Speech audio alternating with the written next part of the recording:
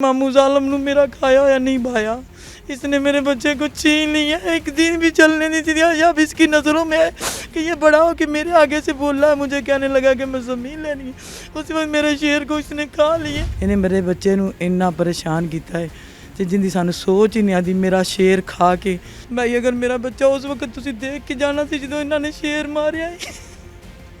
ਜਦੋਂ ਮੇਰੇ ਬੱਚੇ ਦਾ ਕਾਤਲ ਮਿਲਣ, ਜਿਵੇਂ ਮੇਰੇ ਬੱਚੇ ਨੂੰ ਸੜਕ ਤੇ ਤੜਪਾਇਆ ਨੇ ਜਵਾਨ ਨੂੰ शेर ਨੂੰ, एवं इतने आन के लटकन मेरा जाने वाला तो चला गया, लेकिन ये भी दुनिया में ना बदमाशी करेंगे कि हम तगड़े थे, हमने इनका खा लिया है। हमारी यही अपील है वज़ीर आला मरियम नवाज से कि हमारे गरीबों की बात सुने कि हमारा नौजवान शेर इन्होंने खाया है।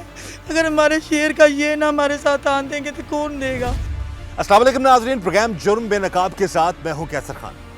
नाज़रीन, ज़मीन जायदाद की खातिर बाज़-औक़ात अपनों का खून इस हद तक सफ़ेद हो जाता है कि अपने ही अपनों की जान के दुश्मन बन जाते हैं। एक ऐसा ही वाक़या पेश आया डिस्ट्रिक्ट कसूर के इलाके कोट गामा में, जहां पर अपनों ने एक 26 साला नौजवान को ज़मीन के झगड़े पर मुबैना तौर पर बड़ी बेरहमी से गोलियां मारकर कत्ल कर दिया। आज के प्रोग्राम जुर्म बेनकाब में हम इसी जुल्म और जुर्म को बेनकाब करेंगे।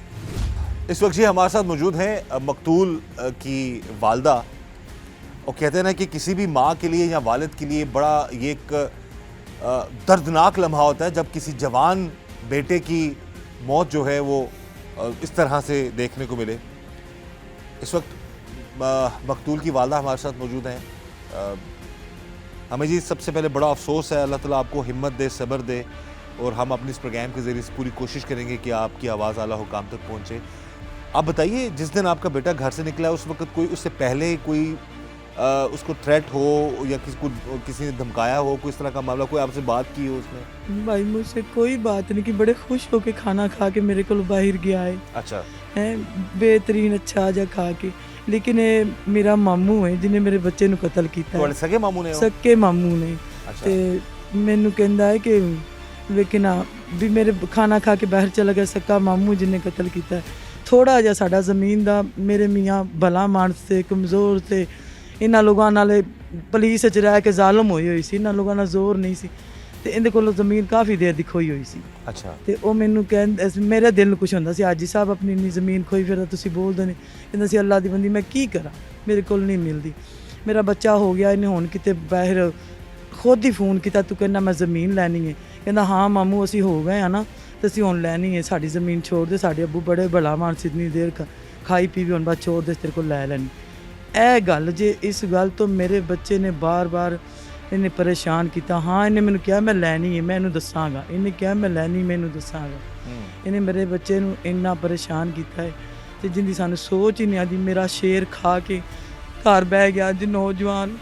भाई अगर मेरा बच्चा उस वक्त तुसी देख के जाना सी जो इन्होंने शेर मारिया है।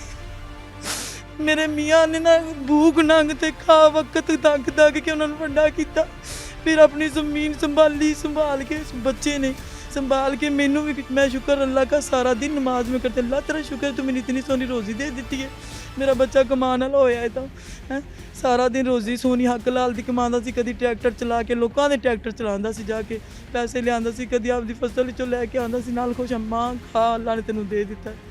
लेकिन मामू जालम नू मेरा खाया होया नहीं भाया, इसने मेरे बच्चे को छीन लिया, एक दिन भी चलने नहीं दिया। अब इसकी नज़रों में कि ये बड़ा हो कि मेरे आगे से बोल रहा है, मुझे कहने लगा कि मैं ज़मीन लेनी, उस वक्त मेरे शेर को इसने खा लिए। एक अपना बेटा तैयार करते, एक भतीजा तैयार करता, भतीजे और बेटे ने पता नहीं पहले कितने लोगों को खाया हुआ था। हमें तो पता है ना फैमिली में खाया हुआ था कितने लोगों को। एक हमारे सामने भाई था, उसके 4 बच्चे थे, उसको लगाया दुकान से सौदा लेने, फैर मार के मार गया। उसके बच्चे अभी तक गलियों में रोते फिरते हैं गरीब यतीम बन के। अब मेरे बच्चे के वैर पर है, मेरा बच्चा मार दिया। लोगों का थाने में जाके कुछ भी नहीं बनता, धक्के धुक्के खा के 4 दिन लोग पिछाड़ देते हैं। इसकी ताकत है, ये थाने वाला है, ये पैसे वाला है, ये पुलिस वाला है, हम गरीब किसी काम वाले भी नहीं। ये खुद जो आपके मामू है वो पुलिस में थे? हाँ जी पुलिस में है। अभी भी है?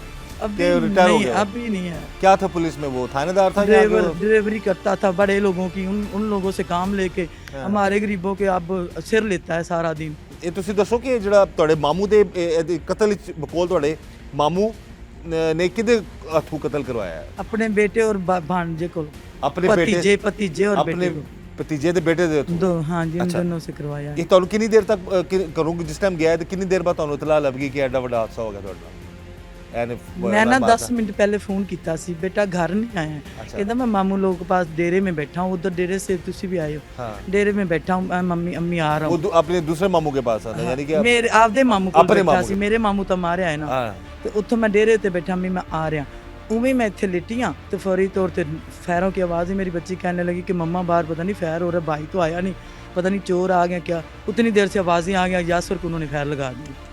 हमारे बच्चे को तो दुश्मनी का पता ही नहीं। मेरे पास जब कि इस घर में आई हूँ 30 साल हो गए हैं, आज तक पिस्तौल नहीं आया, कोई चीज़ नहीं है, पता ही नहीं दुश्मनी बातों इनका जो हमारे मामू ने हमारे साथ की है।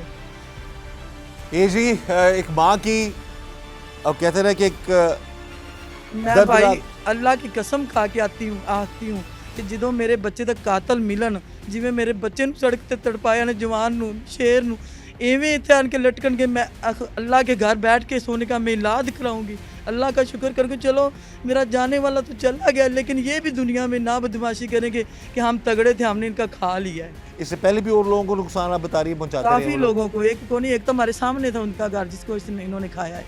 अब देखिए नाज़रीन कितना क्लोज रिश्ता है जी।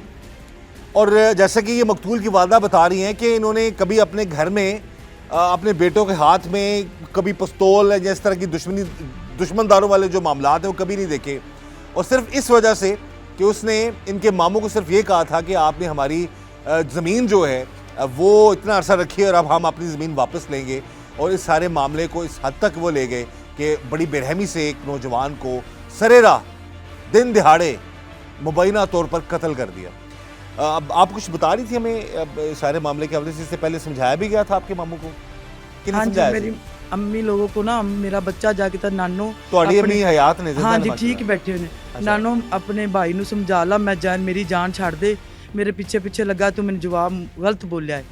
ਤੇ ਉਹਨੂੰ ਸਮਝਾ। अम्मी लोगों के पास आया, अम्मी ने कहा बेटा भाई मेरे दोतरे ਦੀ ਜਾਨ ਛੱਡ ਦੇ ਨਾ, ਬੱਚੇ ਨੂੰ ਪਰੇਸ਼ਾਨ ਕਰ, ਤੂੰ ਜ਼ਮੀਨ ਰੱਖ, ਬੱਚੇ ਨੂੰ ਕੁਛ ਨਾ ਕਿ ਮੇਰਾ ਦੋਤਰਾ ਮਿਹਨਤ ਮਜ਼ਦੂਰੀ ਕਰਨ ਵਾਲਾ ਹੀ, ਆਪਦੇ ਬੱਚੇ ਭਾਈ ਪਾਲਦਾ ਪਿਆ, ਆਪਦੇ ਮਾਂ ਬਾਪ ਨੂੰ ਪਾਲਦਾ ਪਿਆ, ਮਜ਼ਦੂਰ ਹੁੰਦਾ ਬਾਪ, ਇਹ ਕਾਰੋਬਾਰ ਜੋਗਾ ਨਹੀਂ ਹੈਗਾ, ਤੇ ਤੂੰ ਉਹਨੂੰ ਪਰੇਸ਼ਾਨ ਨਾ ਕਰ। ਕਹਿੰਦਾ ਮੈਂ ਕੱਲ ਤੈਨੂੰ ਦੱਸਾਂਗਾ। ਰਾਤ को ने ये वाक़या करके दिखा दिया। अगले दिन उसी दिन उसी वक्त ही, जिस दिन आपकी वालदा ने अपने भाई को समझाया उसी रात को ही हाँ शाम की जान टाइम मम्मी से वापस गया है और रात को 12 बजे मेरे बच्चे को उसने मरवा दिया। ए जी ये सारा मामला है और हम यही चाहेंगे इस केस की तफ्तीश मेरिट पर हो, एक माँ को, एक पूरे खानदान को इंसाफ मिले। आप तुसी की अपील करना चाहते हो वज़ीर आला मरियम नवाज साहब आगे? हमारी यही अपील है वज़ीर आला मरियम नवाज से कि हमारे गरीबों की बात सुने। हमारा नौजवान शेर इन्होंने खाया है, अगर हमारे शेर का ये ना हमारे साथ आन देंगे तो कौन देगा? हमारे मुल्क का बादशाह है, हमारी बात सुने। हमारा बच्चा शेर जवान खा लिया मेरे मामू ने, मुझे आज मामू नहीं लग रहा, दुश्मन लग रहा है, कातिल लग रहा है हमारा। हमारी ये बात सुने, हमारी परेशानी तार ख़त्म हो सकती है, इनको इसी तरह इधर ले आकर लटकाया जावे।